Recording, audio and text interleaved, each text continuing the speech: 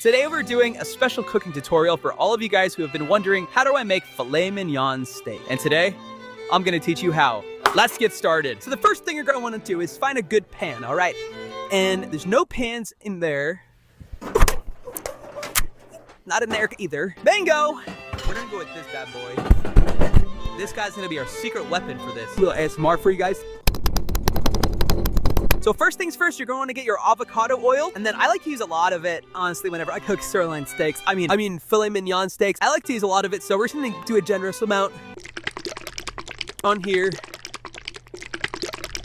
Like a really generous amount. And this is gonna be what we're gonna be seasoning the meat on, okay? So a little note here, I wouldn't use this unless you were a trained professional like myself. So don't try this at home. And let's get started. So this is a technique that I like to call slicing the clouds. All right, so, oh, look at these juicy steaks right here. Let's wash our hands. Everyone always wash your hands for steak. We're gonna apply a generous amount of salt to this bad boy. It's pretty generous if you ask me. This is gonna be a salty steak. If you have diabetes, click off this video now. Wait, it's salt good for you if you have diabetes? I don't know, I was born 6 days ago. That looks like a soft pretzel or something, I don't know. You're gonna do the same thing you did with that salt, but with the...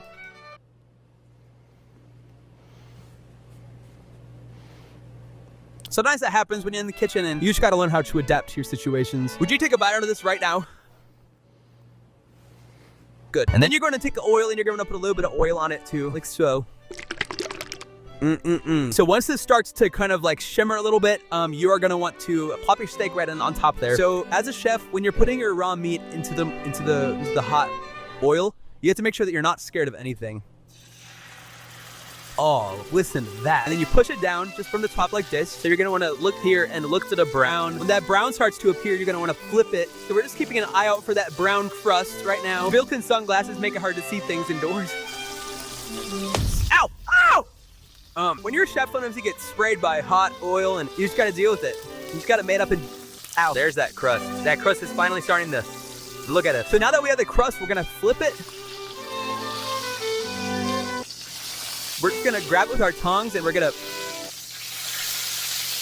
flip it really gracefully. And you're gonna do the same thing to this side. Chop it in half right here. And we're just gonna plop it right next to the steak. And then we're gonna take it, we're gonna put it back on the heat right here. And this butter is gonna marinate with the steak so nicely. We're gonna drop our garlic right in here. We're gonna take this, and we're just gonna throw it straight in. That's a lot actually.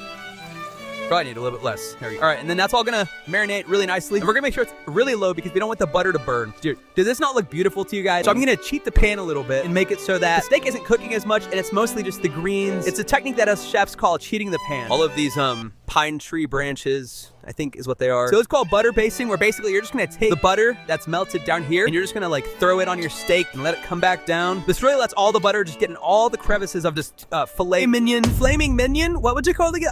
Okay, so the final step, you're gonna make it look really nice. All right, so we're gonna take our steak, and Gordon Ramsay taught me this actually. You're gonna wanna plop your steak right in the middle, right here, right? Well, first you're just gonna plop this bad boy right on top, and then you're gonna take all this rosemary, and you're gonna set it on top of here like so. So you're just gonna let everything sit like that, and then what you're gonna do is you're gonna take the excess of this, pour it on top, and this will just let everything be nice and covered and coated and very rich flavor. Let all the flavors mix, and then we're gonna plate it up, and we're gonna, we're gonna try it. I'm excited to try it. Now it's time for the chop test, where we slice it open and we see if we cooked it right. All right, I'm really nervous. Here we go. I'm scared. So unfortunately, it's a bit pink in the middle. It's a bit rare, so we're gonna throw it back in here for just a couple more seconds and see if we can't fix it. So guys, look at this amazing, beautiful platter of steak we have right here. And the final thing we have left to do is just take a bite. All right, here we go. Let's take a bite. And